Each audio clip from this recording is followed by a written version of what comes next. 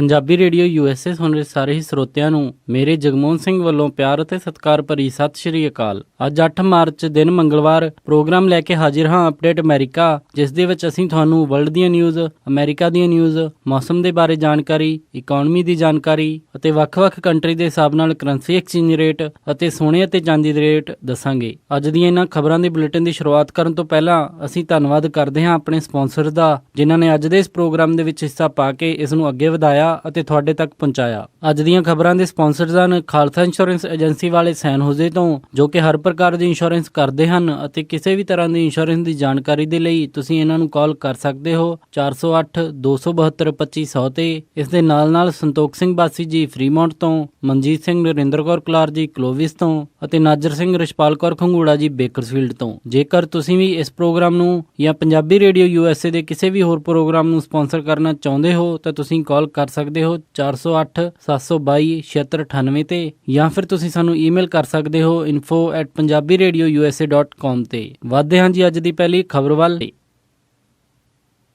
ਰਾਸ਼ਟਰਪਤੀ ਦੇ ਲਈ ਹੋਣ ਵਾਲੀਆਂ ਚੋਣਾਂ ਦੇ ਵਿੱਚ ਆਪਣੀ ਆਪਣੀ ਪਾਰਟੀ ਦਾ ਉਮੀਦਵਾਰ ਚੁਣਨ ਦੇ ਲਈ ਜੋ ਪ੍ਰਾਇਮਰੀਜ਼ ਹੋ ਰਹੀਆਂ ਹਨ, ਉਹਨਾਂ ਦੇ ਵਿੱਚ ਅੱਜ ਮਿਸੀਸਿਪੀ, ਮਿਸ਼ੀਗਨ, ਹਵਾਈ ਅਤੇ ਇਡਾਹੋ ਦੇ ਵਿੱਚ ਪ੍ਰਾਇਮਰੀਜ਼ ਅਤੇ ਕਾਕਸ ਹੋ ਰਹੇ ਹਨ। ਮਿਸੀਸਿਪੀ ਅਤੇ ਮਿਸ਼ੀਗਨ ਦੇ ਵਿੱਚ ਦੋਨੇ ਹੀ ਪਾਰਟੀਜ਼ ਡੈਮੋਕ੍ਰੈਟਿਕ ਅਤੇ ਰਿਪਬਲਿਕਨ ਇਹਨਾਂ ਦੇ ਪ੍ਰਾਇਮਰੀਜ਼ ਹੋ ਰਹੀਆਂ ਹਨ ਤੇ ਇਡਾਹੋ ਦੇ ਵਿੱਚ ਅਤੇ ਹਵਾਈ ਦੇ ਵਿੱਚ ਸਿਰਫ ਰਿਪਬਲਿਕਨ ਪਾਰਟੀ ਦੀਆਂ ਪ੍ਰਾਇਮਰੀਜ਼ ਅਤੇ ਕਾਕਸ ਹੋ ਰਹੇ ਹਨ। ਪੋਲਿੰਗ ਸਰਵੇ ਦੇ ਮੁਤਾਬਿਕ ਮਿਸੀਸਿਪੀ ਅਤੇ ਮਿਸ਼ੀਗਨ ਦੋਨਾਂ ਦੇ ਵਿੱਚ ਹੀ ਡੋਨਾਲਡ ਟਰੰਪ ਰਿਪਬਲਿਕਨ ਪਾਰਟੀ ਦੇ ਵੱਲੋਂ ਅਤੇ ਹਿਲਰੀ ਕਲਿੰਟਨ ਡੈਮੋਕ੍ਰੈਟਿਕ ਪਾਰਟੀ ਦੇ ਵੱਲੋਂ ਲੀਡ ਤੇ ਚੱਲ ਰਹੇ ਹਨ, ਪਰ ਹਜੇ ਗਿਣਤੀ ਸ਼ੁਰੂ ਨਹੀਂ ਹੋਈ ਹੈ ਤੇ ਰਿਜ਼ਲਟ ਆਉਣਾ ਸ਼ੁਰੂ ਨਹੀਂ ਹੋਏ ਹਨ। ਜਿਵੇਂ ਹੀ ਇਹਨਾਂ ਦੀ ਕੋਈ ਵੀ ਅਪਡੇਟ ਆਵੇਗੀ ਅਸੀਂ ਸਾਂਝੀ ਕਰਾਂਗੇ।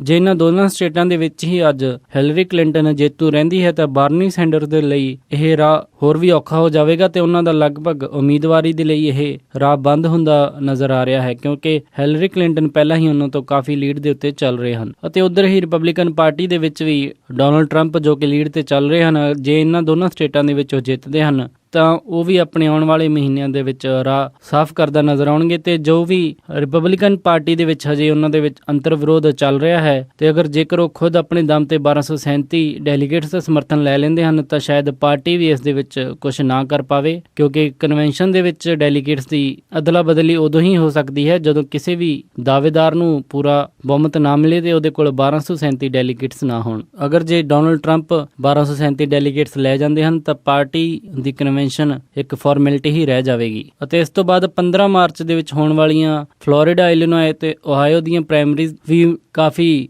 ਹੱਦ ਦੇ ਤੱਕ ਉਮੀਦਵਾਰ ਦਾ ਨਾਮ ਤੈਅ ਕਰ ਦੇਣਗੀਆਂ। ਜੇਕਰ ਇਹਨਾਂ ਦੇ ਵਿੱਚ ਡੋਨਾਲਡ ਟਰੰਪ ਜੇਤੂ ਰਹਿੰਦੇ ਹਨ ਤਾਂ ਸ਼ਾਇਦ ਹੀ ਬਾਕੀ ਆਉਣ ਵਾਲੀਆਂ ਪ੍ਰਾਇਮਰੀਜ਼ ਦਾ ਕੋਈ ਮਤਲਬ ਰਹਿ ਜਾਵੇ, ਪਰ ਜੇਕਰ ਟਰੰਪ ਇੱਥੇ ਹਾਰ ਜਾਂਦੇ ਹਨ ਤਾਂ ਆਉਣ ਵਾਲੀਆਂ ਰਿਪਬਲਿਕਨ ਪਾਰਟੀ ਦੀਆਂ ਪ੍ਰਾਇਮਰੀਜ਼ ਹੋਰ ਵੀ ਜ਼ਿਆਦਾ ਦਿਲਚਸਪ ਬਣਦੀਆਂ ਜਾਣਗੀਆਂ। ਤੇ ਡੈਮੋਕ੍ਰੈਟਿਕ ਪਾਰਟੀ ਦੇ ਵਿੱਚ ਹਿਲਰੀ ਕਲਿੰਟਨ ਸੁਪਰ ਡੈਲੀਗੇਟਸ ਦਾ ਸਮਰਥਨ ਲਗਾਤਾਰ ਲੈ ਰਹੀ ਹੈ ਤੇ ਉਹ ਬਾਰਨੀ ਸੈਂਡਰਸ ਨੂੰ ਹਰ ਸਟੇਟ ਦੇ ਵਿੱਚ ਲੀਡ ਕਰ ਰਹੀ ਹੈ।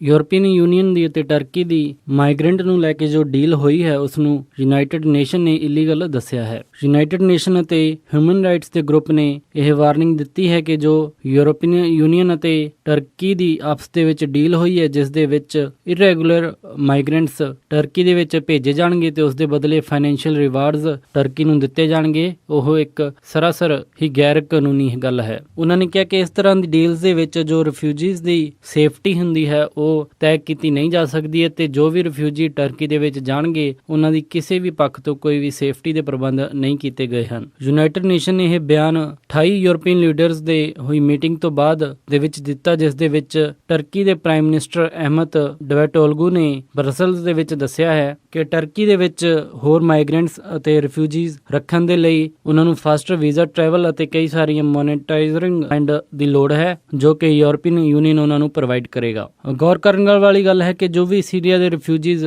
ਯੂਰਪ ਵੱਲ ਰੁਖ ਕਰ ਰਹੇ ਸਨ ਤਾਂ ਯੂਰਪ ਨੇ ਉਹਨਾਂ ਨੂੰ ਆਪਣੇ ਦੇਸ਼ਾਂ ਦੇ ਵਿੱਚ ਸ਼ਰਨ ਦੇਣ ਦੀ ਬਜਾਏ ਉਹਨਾਂ ਸਾਰਿਆਂ ਦਾ ਹੀ ਰੁਖ ਟਰਕੀ ਦੇ ਵੱਲ ਕਰ ਦਿੱਤਾ ਹੈ ਤੇ ਉਹਨਾਂ ਨੇ ਕਿਹਾ ਹੈ ਕਿ ਉਹ ਟਰਕੀ ਦੇ ਵਿੱਚ ਜਾ ਕੇ ਸ਼ਰਨ ਲੈ ਸਕਦੇ ਹਨ ਤੇ ਟਰਕੀ ਨੂੰ ਇਸ ਦੇ ਬਦਲੇ ਭਾਰੀ ਮਾਤਰਾ ਦੇ ਵਿੱਚ ਫੰਡਸ ਦਿੱਤੇ ਜਾ ਰਹੇ ਹਨ, ਜੋ ਕਿ ਫਾਰਮਲ ਤੌਰ ਦੇ ਉੱਤੇ ਉਹਨਾਂ ਹੀ ਰਿਫਿਊਜੀਜ਼ ਨੂੰ ਸਾਉਣ ਦੇ ਲਈ ਦਿੱਤੇ ਜਾ ਰਹੇ ਹਨ। ਪਰ UN ਨੂੰ ਸ਼ੱਕ ਹੈ ਕਿ ਇਹ ਸਾਰੇ ਫੰਡਸ ਟਰਕੀ ਸਿਰਫ ਆਪਣੇ ਲਈ ਇਸਤੇਮਾਲ ਕਰੇਗਾ ਤੇ ਰਿਫਿਊਜੀਜ਼ ਦੀ ਉੱਥੇ ਜੋ ਵੀ ਸੇਫਟੀ ਜਾਂ ਫਿਰ ਉਹਨਾਂ ਦੀ ਰੀਐਸਟੈਬਲਿਸ਼ਮੈਂਟ ਹੈ ਉਸ ਦੇ ਲਈ ਕੋਈ ਵੀ ਕਦਮ ਨਹੀਂ ਚੁੱਕੇ ਜਾਣਗੇ, ਕਿਉਂਕਿ ਇੰਨੇ ਵੱਡੇ ਪੱਧਰ ਦੇ ਉੱਤੇ ਕੋਈ ਵੀ ਦੇਸ਼ ਇੰਨੇ ਸਾਰੇ ਰਿਫਿਊਜੀਜ਼ ਨੂੰ ਸ਼ਰਨ ਨਹੀਂ ਦੇ ਸਕਦਾ। ਰਾਸ਼ਟਰਪਤੀ ਬਰਾਕ ਓਬਾਮਾ ਇਸ ਮਹੀਨੇ ਕਿਊਬਾ ਦੀ ਯਾਤਰਾ ਕਰਨਗੇ ਅਤੇ ਉਹਨਾਂ ਦੀ ਇਹ ਯਾਤਰਾ 21 ਅਤੇ 22 ਮਾਰਚ ਨੂੰ ਹੋ ਸਕਦੀ ਹੈ। ਰਾਸ਼ਟਰਪਤੀ ਓਬਾਮਾ ਨੇ ਕਿਹਾ ਹੈ ਕਿ ਅਮਰੀਕਨ ਕਾਂਗਰਸ ਦੇ 20 ਮੈਂਬਰਾਂ ਦਾ ਇਹ ਪ੍ਰਤੀਨਿਧੀ ਮੰਡਲ ਵੀ ਕਿਊਬਾ ਜਾਵੇਗਾ। ਪ੍ਰੈਜ਼ੀਡੈਂਟ ਓਬਾਮਾ ਇਸ ਯਾਤਰਾ ਦੇ ਦੌਰਾਨ ਕਿਊਬਾ ਦੇ ਨਾਲ ਸੰਬੰਧਿਤ ਰਿਸ਼ਤਿਆਂ ਨੂੰ ਲੈ ਕੇ ਅਤੇ ਜੋ ਵੀ ਕਾਨੂੰਨ ਕਿਊਬਨ ਸਿਟੀਜ਼ਨ ਦੇ ਹਨ ਉਹਨਾਂ ਨੂੰ ਲੈ ਕੇ ਹੋਰ ਨਰਮ ਕਰਨ ਦੀ ਅਤੇ ਵਪਾਰ ਸੰਬੰਧੀ ਰੋਕਾਂ ਹਟਾਉਣ ਤੇ ਵਿਚਾਰ ਕਰ ਰਹੇ ਹਨ ਅਤੇ ਰਿਪੋਰਟਸ ਦੇ ਮੁਤਾਬਿਕ ਇਹ ਵੀ ਖਬਰ ਹੈ ਕਿ ਦੋਨਾਂ ਦੇਸ਼ਾਂ ਦੇ ਵਿਚਕਾਰ ਹੋਰ ਯਾਤਰਾ ਵਧਾਈ ਜਾਵੇਗੀ। ਇਸ ਦੇ ਨਾਲ ਹੀ ਦੋਵਾਂ ਦੇਸ਼ਾਂ ਦੇ ਵਪਾਰ ਸੰਬੰਧਾਂ ਦੇ ਵਿੱਚ ਵੀ ਕਾਫੀ ਸੁਧਾਰ ਆਵੇਗਾ। ਕਿਊਬਾ ਜਾਣ ਵਾਲੇ ਕਾਂਗਰਸ ਦੇ ਪ੍ਰਤੀਨਿਧੀ ਮੰਡਲ ਦੇ ਵਿੱਚ ਰਿਪਬਲਿਕਨ ਅਤੇ ਡੈਮੋਕ੍ਰੈਟਿਕ ਦੋਨੋਂ ਹੀ ਪਾਰਟੀਆਂ ਦੇ ਮੈਂਬਰ ਸ਼ਾਮਿਲ ਹੋਣਗੇ। ਰਾਸ਼ਟਰਪਤੀ ਬਰਾਕ ਓਬਾਮਾ ਨੇ ਆਪਣੇ ਇੱਕ ਭਾਸ਼ਣ ਦੇ ਵਿੱਚ ਕਿਹਾ ਹੈ ਕਿ ਉਹਨਾਂ ਨੂੰ ਗੁਆਂਤਨਾਮੋ ਜੇਲ੍ਹ ਦੇ ਕੈਦੀਆਂ ਦੀ ਦੁਬਾਰਾ ਅੱਤਵਾਦੀ ਗਤੀਵਿਧੀਆਂ ਦੇ ਵਿੱਚ ਸ਼ਾਮਿਲ ਹੋਣ ਦੇ ਅਸਾਰ ਲੱਗ ਰਹੇ ਹਨ। ਉਹਨਾਂ ਨੇ ਦੱਸਿਆ ਕਿ ਖੁਫੀਆ ਏਜੰਸੀਆਂ ਵੱਲੋਂ ਆਈਆਂ ਖਬਰਾਂ ਦੇ ਮੁਤਾਬਿਕ ਰਿਹਾ ਹੋ ਚੁੱਕੇ ਕੈਦੀਆਂ ਦੀ ਦੁਬਾਰਾ ਅੱਤਵਾਦੀ ਗਤੀਵਿਧੀਆਂ ਦੇ ਨਾਲ ਜੁੜੇ ਹੋਣ ਦੀ ਖਬਰਾਂ ਆ ਰਹੀਆਂ ਹਨ। ਇਸ ਰਿਪੋਰਟ ਦੇ ਮੁਤਾਬਿਕ 2009 ਦੇ ਵਿੱਚ ਰਾਸ਼ਟਰਪਤੀ ਬਰਾਕ ਓਬਾਮਾ ਦੀ ਐਡਮਿਨਿਸਟ੍ਰੇਸ਼ਨ ਨੇ 144 ਕੈਦੀਆਂ ਨੂੰ ਗੁਆਂਤਨਾਮੋ ਜੇਲ੍ਹ ਦੇ ਵਿੱਚੋਂ ਰਿਹਾ ਕੀਤਾ ਸੀ, ਜਿਸ ਦੇ ਵਿੱਚੋਂ ਕਿ 7 ਕੈਦੀ ਦੁਬਾਰਾ ਅੱਤਵਾਦੀ ਗਤੀਵਿਧੀਆਂ ਦੇ ਵਿੱਚ ਸ਼ਾਮਿਲ ਹੋ ਗਏ ਹਨ। ਜ਼ਿਕਰਯੋਗ ਗੱਲ ਹੈ ਕਿ ਜਾਰਜ ਬੁਸ਼ ਦੇ ਟਾਈਮ ਦੇ ਉੱਤੇ ਗੁਆਂਤਨਾਮੋ ਜੇਲ੍ਹ ਦੇ ਵਿੱਚ 532 ਕੈਦੀਆਂ ਨੂੰ ਰਿਹਾ ਕੀਤਾ ਗਿਆ ਸੀ ਕਿ ਜਿਨ੍ਹਾਂ ਦੇ ਵਿੱਚੋਂ 111 ਕੈਦੀ ਵਾਪਸ ਅਪਰਾਧੀ ਮਾਮਲਿਆਂ ਦੇ ਵਿੱਚ ਸ਼ਾਮਿਲ ਹੋ ਗਏ ਸਨ।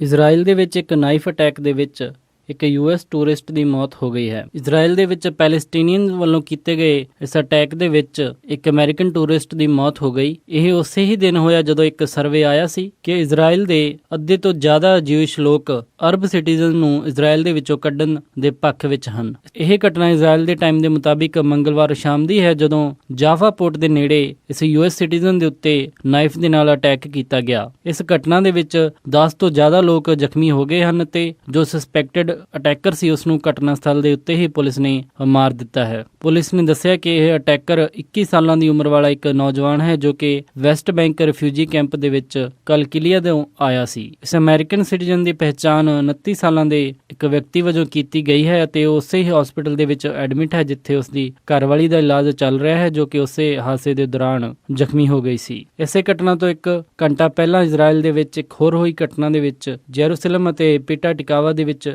ਘਟਨਾ ਹੋਈਆਂ ਜਿੱਥੇ 2 ਪੈਲੇਸਟੀਨੀਅਨ ਨੂੰ ਮਾਰ ਗਿਰਾਇਆ ਗਿਆ। ਇਜ਼ਰਾਈਲ ਆਰਮੀ ਨੇ ਅਨਾਉਂਸ ਕੀਤਾ ਹੈ ਕਿ ਉਹ ਵੈਸਟ ਬੈਂਕ ਦੇ ਵਿਲੇजेस ਨੂੰ ਸ਼ਟ ਡਾਊਨ ਕਰ ਰਹੀ ਹੈ ਅਤੇ ਇਹਨਾਂ ਨੂੰ ਪੂਰੀ ਤਰ੍ਹਾਂ ਸੀਲ ਕਰ ਦਿੱਤਾ ਜਾਵੇਗਾ ਤਾਂ ਕਿ ਕੋਈ ਵੀ ਵਿਅਕਤੀ ਉੱਥੋਂ ਬਾਹਰ ਨਾ ਆ ਸਕੇ, ਕਿਉਂਕਿ ਇਹਨਾਂ ਸਾਰੇ ਹੀ ਅਟੈਕਰਸ ਦੇ home town West Bank villages ਜਾਹੀਆ ਅਤੇ ਔਜਾ ਦੇ ਵਿੱਚੋਂ ਦੱਸੇ ਜਾਂਦੇ ਹਨ। ਇਜ਼ਰਾਈਲੀ ਫੋਰਸਿਸ ਨੇ ਈਸਟ ਜੈਰੂਸਲਮ ਦੇ ਵਿੱਚ ਵੀ ਆਪਣੀਆਂ ਫੋਰਸਿਸ ਤਾਇਨਾਤ ਕਰ ਦਿੱਤੀਆਂ ਹਨ ਤਾਂ ਕਿ ਕੋਈ ਵੀ ਹੋਰ ਇਹੋ ਜਿਹਾ ਅਟੈਕ ਨਾ ਹੋ ਸਕੇ। ਗੌਰ ਕਰਨ ਵਾਲੀ ਗੱਲ ਹੈ ਕਿ US ਦੇ ਵਾਈਸ ਪ੍ਰੈਜ਼ੀਡੈਂਟ ਜੋ ਬਿਡਨ ਵੀ ਇਜ਼ਰਾਈਲ ਦੀ ਯਾਤਰਾ ਦੇ ਉੱਤੇ ਗਏ ਹੋਏ ਹਨ ਅਤੇ ਇਸੇ ਹੀ ਦੌਰਾਨ ਇਹ ਅਟੈਕ ਹੋਇਆ ਹੈ। ਵਾਈਸ ਪ੍ਰੈਜ਼ੀਡੈਂਟ ਇਜ਼ਰਾਈਲ ਦੇ ਵਿੱਚ ਉਸੇ ਹੀ ਮੁੱਦੇ ਨੂੰ ਡਿਸਕਸ ਕਰਨ ਗਏ ਹਨ ਜਿਸ ਦੇ ਵਿੱਚ ਕਿ ਪੈਲੇਸਟੀਨੀਅਨ ਅਤੇ ਅਰਬ ਸਿਟੀਜ਼ਨ ਦੇ ਵਿੱਚ ਇਹ ਜੰਗ ਚੱਲ ਰਹੀ ਹੈ ਤੇ ਪੈਲੇਸਟੀਨੀਅਨ ਲੋਕ ਇਜ਼ਰਾਈਲ ਦੇ ਵਿੱਚੋਂ ਅਰਬ ਸਿਟੀਜ਼ਨ ਨੂੰ ਕੱਢਣ ਦੀ ਮੰਗ ਕਰ ਰਹੇ ਹਨ।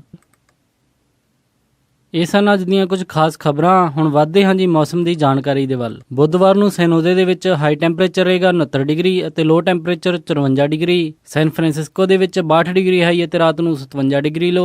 ਸੈਕਰਾਮੈਂਟੋ ਦੇ ਵਿੱਚ 63 ਡਿਗਰੀ ਹਾਈ ਅਤੇ ਰਾਤ ਨੂੰ 52 ਡਿਗਰੀ ਲੋ ਅਤੇ ਸਵੇਰ ਦੇ ਟਾਈਮ ਮੀਂਹ ਪੈਣ ਦੇ ਚਾਂਸ ਹਨ। ਯੂਬਾ ਸਿਟੀ ਦੇ ਵਿੱਚ 61 ਡਿਗਰੀ ਹਾਈ ਅਤੇ ਰਾਤ ਨੂੰ 54 ਡਿਗਰੀ ਲੋ, ਹਲਕੀ ਬੂੰਦਾਬਾਂਦੀ ਹੋ ਸਕਦੀ ਹੈ। ਸਟਾਕਟਨ ਦੇ ਵਿੱਚ 68 ਡਿਗਰੀ ਹਾਈ ਅਤੇ ਰਾਤ ਨੂੰ 51 ਡਿਗਰੀ ਲੋ।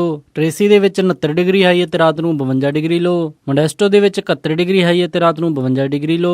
ਫ੍ਰੇਜ਼ਨੋ ਦੇ ਵਿੱਚ 69 ਡਿਗਰੀ ਹਾਈ ਅਤੇ ਰਾਤ ਨੂੰ 49 ਡਿਗਰੀ ਲੋ। ਬੇਕਰਸਫੀਲਡ ਦੇ ਵਿੱਚ 72 ਡਿਗਰੀ ਹਾਈ ਅਤੇ ਰਾਤ ਨੂੰ 50 ਡਿਗਰੀ ਲੋ। ਲਾਸ ਐਂਜਲਸ ਦੇ ਵਿੱਚ 72 ਡਿਗਰੀ ਹਾਈ ਅਤੇ ਰਾਤ ਨੂੰ 55 ਡਿਗਰੀ ਲੋ। ਟਰਕੀ ਦੇ ਵਿੱਚ 45 ਡਿਗਰੀ ਹਾਈ ਅਤੇ ਰਾਤ ਨੂੰ 37 ਡਿਗਰੀ ਲੋ, ਹਲਕੀ ਬੂੰਦਾਬਾਂਦੀ ਹੋ ਸਕਦੀ ਹੈ। ਸਾਊਥ ਲੇਕ ਟਾਹੋ ਦੇ ਵਿੱਚ 45 ਡਿਗਰੀ ਹਾਈ ਅਤੇ ਰਾਤ ਨੂੰ 33 ਡਿਗਰੀ ਲੋ, ਰਾਤ ਨੂੰ ਹਲਕੀ ਬਾਰਿਸ਼ ਹੋਵੇਗੀ। ਪੋਰਟਲੈਂਡ ਓਰੇਗਨ ਦੇ ਵਿੱਚ 56 ਡਿਗਰੀ ਹਾਈ ਅਤੇ ਰਾਤ ਨੂੰ 49 ਡਿਗਰੀ ਲੋ, ਇੱਥੇ ਮੀਂਹ ਪਵੇਗਾ। ਸੈਟਲ ਦੇ ਵਿੱਚ 52 52 ਡਿਗਰੀ ਹਾਈ ਅਤੇ ਰਾਤ ਨੂੰ 47 ਡਿਗਰੀ ਲੋ। ਇੱਥੇ ਵੀ ਮੀਂਹ ਪਵੇਗਾ। ਫਲੈਗਸਟੈਫ ਐਰੀਜ਼ੋਨਾ ਦੇ ਵਿੱਚ 58 ਡਿਗਰੀ ਹਾਈ ਅਤੇ ਰਾਤ ਨੂੰ 29 ਡਿਗਰੀ ਲੋ। ਮੌਸਮ ਸਾਫ਼ ਰਹੇਗਾ। ਸਾਲਟ ਲੇਕ ਸਿਟੀ ਯੂਟਾ ਦੇ ਵਿੱਚ 56 ਡਿਗਰੀ ਹਾਈ ਅਤੇ ਰਾਤ ਨੂੰ 39 ਡਿਗਰੀ ਲੋ। ਸਵੇਰ ਦੇ ਟਾਈਮ ਮੀਂਹ ਪੈਣ ਦੇ ਚਾਂਸ ਹਨ। ਸ਼ਿਕਾਗੋ ਦੇ ਵਿੱਚ 64 ਡਿਗਰੀ ਹਾਈ ਅਤੇ ਰਾਤ ਨੂੰ 49 ਡਿਗਰੀ ਲੋ। ਦਿਨ ਦੇ ਵਿੱਚ ਹਲਕੀ ਬੂੰਦਾਬਾਂਦੀ ਹੋ ਸਕਦੀ ਹੈ ਤੇ ਰਾਤ ਨੂੰ ਮੀਂਹ ਪਵੇਗਾ। ਨਿਊਯਾਰਕ ਦੇ ਵਿੱਚ 74 ਡਿਗਰੀ ਹਾਈ ਅਤੇ ਰਾਤ ਨੂੰ 58 ਡਿਗਰੀ ਲੋ। ਕੈਨੇਡਾ ਟੋਰਾਂਟੋ ਦੇ ਵਿੱਚ 14 ਡਿਗਰੀ ਸੈਲਸੀਅਸ ਹਾਈ ਅਤੇ ਰਾਤ ਨੂੰ 8 ਡਿਗਰੀ ਸੈਲਸੀਅਸ ਲੋ। ਵਿਨੀਪੈਗ ਦੇ ਵਿੱਚ 1 ਡਿਗਰੀ ਸੈਲਸੀਅਸ ਹਾਈ ਅਤੇ ਰਾਤ ਨੂੰ -6 ਡਿਗਰੀ ਸੈਲਸੀਅਸ ਲੋ। ਕੈਲਗਰੀ ਦੇ ਵਿੱਚ 9 ਡਿਗਰੀ ਸੈਲਸੀਅਸ ਹਾਈ ਅਤੇ ਰਾਤ ਨੂੰ -1 ਡਿਗਰੀ ਸੈਲਸੀਅਸ ਲੋ। ਵੈਨਕੂਵਰ ਦੇ ਵਿੱਚ 11 ਡਿਗਰੀ ਸੈਲਸੀਅਸ ਹਾਈ ਅਤੇ ਰਾਤ ਨੂੰ 7 ਡਿਗਰੀ ਸੈਲਸੀਅਸ ਲੋ। ਅੰਮ੍ਰਿਤਸਰ ਦੇ ਵਿੱਚ 28 ਡਿਗਰੀ ਸੈਲਸੀਅਸ ਹਾਈ ਅਤੇ ਰਾਤ ਨੂੰ 14 ਡਿਗਰੀ ਸੈਲਸੀਅਸ ਲੋ। ਮੈਲਬਰਨ ਆਸਟ੍ਰੇਲੀਆ ਦੇ ਵਿੱਚ 30 ਡਿਗਰੀ ਸੈਲਸੀਅਸ ਹਾਈ ਅਤੇ ਰਾਤ ਨੂੰ 18 ਡਿਗਰੀ ਸੈਲਸੀਅਸ ਲੋ। ਲੰਡਨ ਦੇ ਵਿੱਚ 7 ਡਿਗਰੀ ਸੈਲਸੀਅਸ ਹਾਈ ਅਤੇ ਰਾਤ ਨੂੰ 3 ਡਿਗਰੀ ਸੈਲਸੀਅਸ ਲੋ। ਬਰਲਿਨ ਦੇ ਵਿੱਚ 8 ਡਿਗਰੀ ਸੈਲਸੀਅਸ ਹਾਈ ਅਤੇ ਰਾਤ ਨੂੰ 0 ਡਿਗਰੀ ਸੈਲਸੀਅਸ ਲੋ। ਅਤੇ ਪੈਰਿਸ ਦੇ ਵਿੱਚ 8 ਡਿਗਰੀ ਸੈਲਸੀਅਸ ਹਾਈ ਅਤੇ ਰਾਤ ਨੂੰ -1 ਡਿਗਰੀ ਸੈਲਸੀਅਸ ਲੋ ਰਹੇਗਾ ਜੀ। ਇਹ ਸੀ ਜੀ ਮੌਸਮ ਦੀ ਜਾਣਕਾਰੀ। ਹੁਣ ਵਧਦੇ ਹਾਂ ਜੀ ਸਟਾਕ ਮਾਰਕੀਟ ਦੀ ਇਨਫੋਰਮੇਸ਼ਨ ਵੱਲ। ਮੰਗਲਵਾਰ ਦੀ ਕਲੋਜ਼ਿੰਗ ਦੇ ਸਮੇਂ ਡਾਓ ਜੋਨਸ 109 ਅੰਕਾਂ ਦੀ ਗਿਰਾਵਟ ਦੇ ਨਾਲ 16,964.10 ਤੇ ਬੰਦ ਹੋਇਆ। ਨੈਸਡੈਕ 59 ਅੰਕਾਂ ਦੀ ਗਿਰਾਵਟ ਦੇ ਨਾਲ 4,648.83 ਤੇ ਬੰਦ ਹੋਇਆ। S&P 22 ਅੰਕਾਂ ਦੀ ਗਿਰਾਵਟ ਦੇ ਨਾਲ 1,979.26 ਤੇ ਬੰਦ ਹੋਇਆ ਅਤੇ ਵਿਲਸ਼ਾਇਰ 5,279 ਅੰਕਾਂ ਦੀ ਗਿਰਾਵਟ ਦੇ ਨਾਲ 20,379.58 ਤੇ ਬੰਦ ਹੋਇਆ। ਕਰੰਸੀ ਐਕਸਚੇਂਜ ਰੇਟ ਦੇ ਵਿੱਚ ਇੱਕ US ਡਾਲਰ ਦੀ ਕੀਮਤ ਰਹੀ 67 ਰੁਪਏ 32 ਪੈਸੇ, ਇੱਕ ਕੈਨੇਡੀਅਨ ਡਾਲਰ ਦੀ ਕੀਮਤ ਰਹੀ 50 ਰੁਪਏ 17 ਪੈਸੇ, ਇੱਕ ਬ੍ਰਿਟਿਸ਼ ਪਾਉਂਡ ਦੀ ਕੀਮਤ ਰਹੀ 95 ਰੁਪਏ 69 ਪੈਸੇ, ਇੱਕ ਯੂਰੋ ਦੀ ਕੀਮਤ ਰਹੀ 74 ਰੁਪਏ 11 ਪੈਸੇ, ਇੱਕ ਆਸਟ੍ਰੇਲੀਅਨ ਡਾਲਰ ਦੀ ਕੀਮਤ ਰਹੀ 50 ਰੁਪਏ 2 ਪੈਸੇ, ਇੱਕ ਨਿਊਜ਼ੀਲੈਂਡ ਡਾਲਰ ਦੀ ਕੀਮਤ ਰਹੀ 45 ਰੁਪਏ 36 ਪੈਸੇ, ਇੱਕ ਸਿੰਗਾਪੁਰ ਡਾਲਰ ਦੀ ਕੀਮਤ ਰਹੀ 48 ਰੁਪਏ 64 ਪੈਸੇ, ਇੱਕ ਬਹਿਰੀਨੀ ਦਿਨਾਰ ਦੀ ਕੀਮਤ ਰਹੀ 178 ਰੁਪਏ 63 ਪੈਸੇ ਅਤੇ ਇੱਕ ਕੁਵੈਤੀ ਦਿਨਾਰ ਦੀ ਕੀਮਤ ਰਹੀ 224 ਰੁਪਏ 9 ਪੈਸੇ। ਸੋਨੇ ਦਾ ਰੇਟ $1261.51 ਪਰ ਆਉਂਸ ਰਿਹਾ ਅਤੇ ਚਾਂਦੀ $15.34 ਪਰ ਆਉਂਸ ਰਹੀ। ਇਸੇ ਦੇ ਨਾਲ ਅੱਜ ਦਾ ਇਹ ਖਬਰਾਂ ਦਾ ਬੁਲੇਟਿਨ ਇੱਥੇ ਹੀ ਸਮਾਪਤ ਕਰਦੇ ਹਾਂ ਜੀ। ਇਜਾਜ਼ਤ ਦਿਓ। ਉਮੀਦ ਹੈ ਕਿ ਤੁਹਾਨੂੰ ਅੱਜ ਦਾ ਇਹ ਪ੍ਰੋਗਰਾਮ ਪਸੰਦ ਆਇਆ ਹੋਵੇਗਾ। ਕਿਸੇ ਵੀ ਤਰ੍ਹਾਂ ਦੀ ਫੀਡਬੈਕ ਦੇ ਲਈ ਤੁਸੀਂ ਸਟੂਡੀਓ ਦੇ ਵਿੱਚ ਕਾਲ ਕਰ ਸਕਦੇ ਹੋ 408 272 5200 ਤੇ ਜਾਂ ਫਿਰ ਤੁਸੀਂ ਸਾਨੂੰ ਈਮੇਲ ਕਰ ਸਕਦੇ ਹੋ info@punjabiradiousa.com ਤੇ। ਇੱਕ ਵਾਰੀ ਫਿਰ ਸਾਰੇ ਹੀ ਸਪਾਂਸਰ ਦਾ ਬਹੁਤ ਧੰਨਵਾਦ। ਮਿਲਦੇ ਹਾਂ ਜੀ ਅਪਡੇਟ ਅਮਰੀਕਾ ਦੇ ਅਗਲੇ ਅੰਕ ਵਿੱਚ। ਤਦ ਤੱਕ ਲਈ ਸਾਰਿਆਂ ਨੂੰ ਪਿਆਰ ਅਤੇ ਸਤਿਕਾਰ ਭਰੀ ਸਤਿ ਸ਼੍ਰੀ ਅਕਾਲ। ਸੁਣਦੇ ਰਹੋ ਜੀ ਪੰਜਾਬੀ ਰੇਡੀਓ USA।